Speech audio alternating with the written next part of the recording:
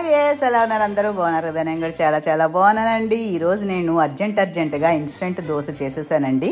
చేయడం చాలా ఈజీగా ఉంది. సరే మీకెందుకు ఒకసారి చూపించకూడదు అని అనిపించి వీడియో కూడా తీశాను. ఇది చాలామందికి కూడా తెలిసి ఉండొచ్చు, ఒకవేళ ఎవరికైనా తెలియకపోతే ఇది యూజ్ అవుతుంది అనమాట. నేనైతే 1 కప్పు అటుకులు తీసుకున్నానండి, మామూలు అటుకులే. తర్వాత దాన్ని నీళ్ళు వేసి శుభ్రంగా కడిగేసేసి దాని తర్వాత వెంటనే తీసేయాలండి.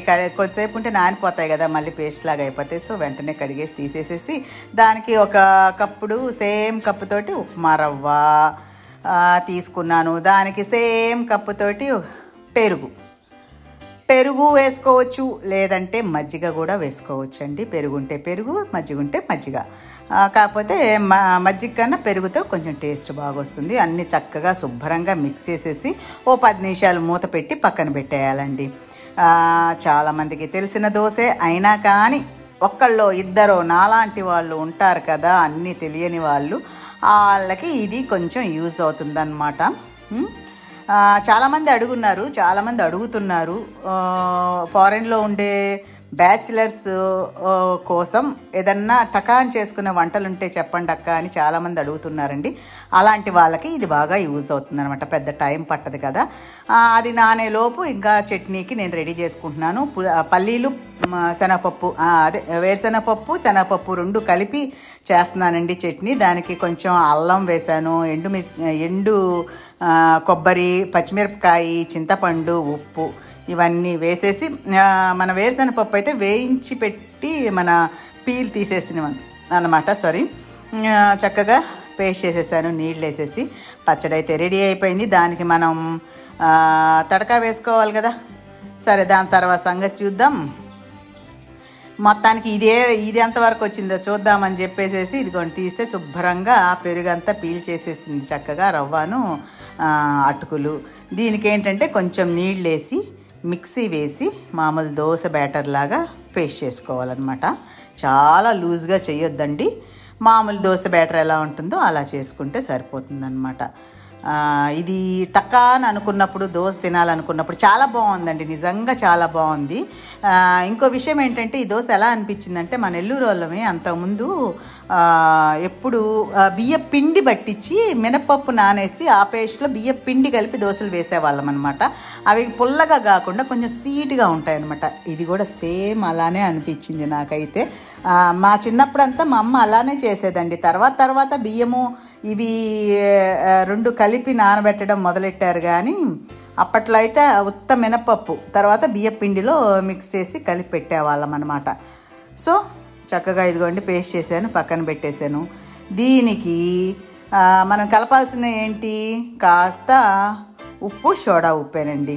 కొంచెం గంటిలో నీళ్లు పోసుకొని దాంట్లో ఇవి వేసేసి కొంచెం అలా తిప్పేస్తే కరిగిపోతాయి కదా. దాన్ని బాగా శుభ్రంగా మిక్స్ చేయాలండి. ఎందుకంటే సోడా ఉప్పు తొందరగా కరిగి సావదు. గబుక్కొని పుసుక్కొని ఒకే దగ్గర ఉందనుకోండి, అది మన నోట్లో పడింది అనుకోండి, చండాలంగా ఉంటుంది ఆ టేస్ట్ అనమాట. దీంట్లో మిక్స్ అయితే బాగానే ఉంటుంది, కానీ పొంగితే అది ఒక్కటే కానీ పడిందంటే నోరు తినేసినట్టు అయిపోతుంది. అందుకని అది మెయిన్గా అక్కడ కొంచెం గుర్తుపెట్టుకోవాల్సింది. బాగా కలిపేసేయాలన్నమాట. ఇంకా ఇది కలుపుతూ ఉంటేనే గుర్తొచ్చింది, మనం పచ్చడికి నేను ఇంకా పోపు పెట్టలేదని. ఇంకేముంది, పోపు పెట్టడానికి మామూలుగానే మేమైతే అన్నీ ఆవాలు, జీలకర్ర, మినపప్పు, శనగపప్పు ఇవన్నీ కలిపే పెట్టేసుకుంటాం అనమాట ఒక డబ్బాలో. అవి వేసేసాను, కరివేపాకు వేసాను, కొంచెం ఇంగు వేసాను.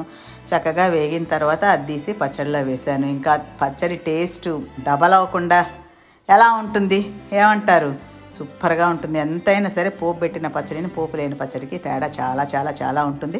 మనం ఒక్కోసారి టైం లేనప్పుడు స్కిప్ చేస్తూ ఉంటాను నేను. మరి కొంతమంది అయితే చెయ్యరండి, నేనైతే అప్పుడప్పుడు స్కిప్ చేసేస్తాను. బాగా టైం ఉందనుకోండి అప్పుడు చక్కగా ఇలా నిదానంగా చేస్తానన్నమాట. అయిపోయింది కదా, చట్నీ రెడీ. ఒకటే చేశాను అనుకోండి. మా వారు దీన్ని 2 దోశల కోసం 2 చట్నీని ఏం వేస్తాం అబ్బా, అసలు 3 దోశలు కూడా తింటారు మా వారు. మరీ దారుణం అనమాట. 2 దోశలు, 2 పుల్కాలు, 2 దోశలు, 3 ఇడ్లీలు, ఇవి అనమాట మా వారు లెక్క. వాటి కోసం నాకు ఒక్కోసారి అనిపిస్తుంది పొయ్యి వెలిగించి పెనం పెట్టి వేసి అసలు వేస్ట్ అనిపిస్తుంది, అంత టైం స్పెండ్ చేయడం కూడా అనిపిస్తుంది. కానీ ఏం చేద్దాం, తప్పదు కదా, ఒకటి తిన్నా 2 తిన్నా వేయాల్సిందే. ఇదండి దోశ వేసేసాను. చాలామంది దోశ పోసేసాను అంటారు, నాకేమో దోశ వేసినట్టే అలవాటు అనమాట. ఎన్నిసార్లు అయినా కానీ. ఇంతకీ మీలో ఎవరికైనా తెలిస్తే చెప్పండి, దోశ వేస్తామా పోస్తామా? చాలామంది పోస్తాం అంటారు, నాకేమో అది విచిత్రంగా ఉంటుంది. నేను వేస్తాము అంటాను, వాళ్ళకేమో నాది విచిత్రంగా ఉంటుంది. ఏదైతేనేం దోశ అయితే తయారైపోయింది. ఉల్టా వేసానండి. స్మూత్గా వచ్చాయి దోశలు, చాలా ములాయంగా వచ్చాయి, చాలా బాగా వచ్చాయి అనమాట. క్రిస్పీ దోశలు కాదండి, స్మూత్గా వచ్చాయన్నమాట. ఇదిగో దోశలు అయితే రెడీ అయిపోయినాయి చక్కగా.